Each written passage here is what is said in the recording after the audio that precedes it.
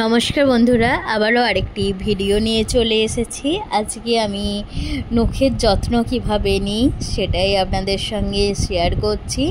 আমার নখগুলো খুবই বড় হয়ে গেছিলো, একদমই টাইম পাইনি নিজের যত্ন করার।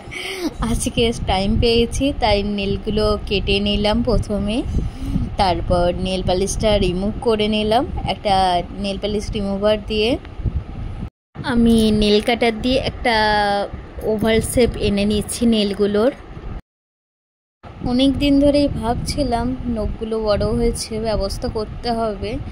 আজকে টাইম পেলাম তাই বসে পড়েছি।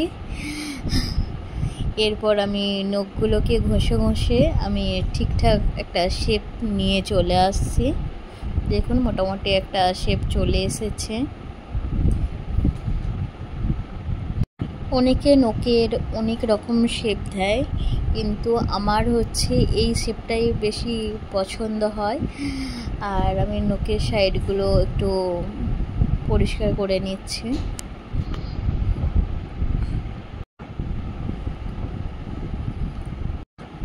আমার একটি পছন্দের কালার আমি পরছি, এরপর আমি নেল পালিশ লাগিয়ে দিচ্ছি।